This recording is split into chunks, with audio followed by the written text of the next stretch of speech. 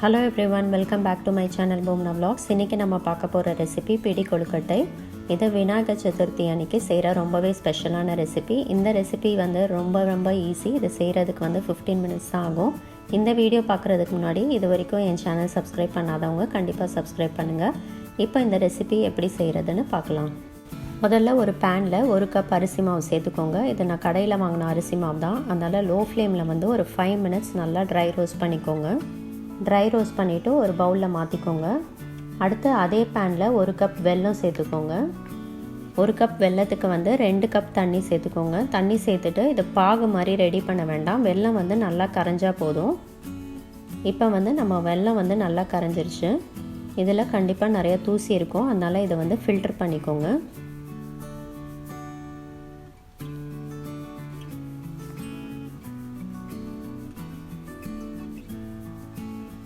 இப்போ ஃபில்டர் பண்ண வெள்ளை தண்ணியை அதே பேனில் திரும்ப சேர்த்துக்கோங்க. சேர்த்துட்டு நல்லா கொதிக்க விடுங்க. இதை மாதிரி கொதிக்க ஆரம்பித்த அப்புறம் நம்ம மீதி ஐட்டம்லாம் சேர்க்கணும். 1/2 டீஸ்பூன் ஏலக்காய் பவுடர் சேர்த்துக்கோங்க.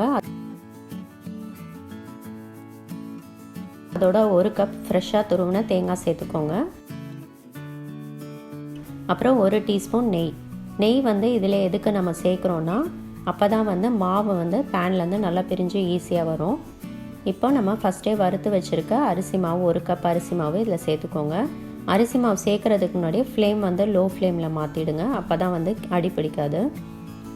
இப்போ நல்லா மிக்ஸ் பண்ணுங்கள். லோ ஃப்ளேம்லேயே தான் ஃபுல்லு பண்ணோம். நம்ம மிக்ஸ் பண்ணும் போதே அப்படியே நல்லா கட்டியாக ஆரம்பிச்சிரும். பேனை விட்டு நல்லா மாவு வந்து நல்லா பிரிஞ்சு வர வரைக்கும் பண்ணோம். உங்களுக்கு ஒரு வேளை அது மாதிரி நல்லா வரல, பேன் விட்டு நல்லா பிரிஞ்சு வரலன்னா இந்த ஸ்டேஜில் கூட நீங்கள் கொஞ்சம் எக்ஸ்ட்ரா நெய் சேர்த்துக்கலாம். இப்போ நம்ம பேன் விட்டு நல்லா பிரிஞ்சு வந்துருச்சு. இந்த மாவு வந்து நீங்கள் ரொம்ப நேரம் ஆற வைக்கக்கூடாது. கொஞ்சம் வெதுப்பாக சூடாக இருக்கும் போதே நீங்கள் வந்து கொழுக்கட்டை ரெடி பண்ண ஆரம்பிச்சிடணும். அப்போ தான் வந்து கரெக்டாக வரும். இப்போ கையில் பிடிக்கிற அளவுக்கு சூடில் இருக்குது. இப்போ வந்து நான் கொழுக்கட்டை ரெடி பண்ண ஆரம்பிக்கிறேன். இதை மாதிரி நம்ம கை விரலை யூஸ் பண்ணி நல்லா ப்ரெஸ் பண்ணி வைக்கணும்.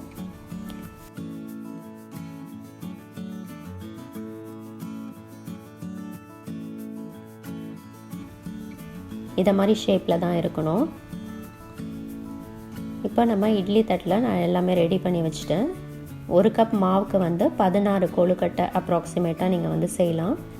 இப்போ இட்லி வந்து எப்படி வேக வைப்பீங்களோ அதே மாதிரி வேக வச்சுருங்க. இதை வந்து 7லேருந்து 10 நிமிஷம் வரைக்கும் வேக வைக்கணும். இப்போ நம்ம சூப்பரான பிடி கொழுக்கட்டை ரெடி ஆகிடுச்சு. ரொம்பவே சிம்பிளான மெத்தட் இது.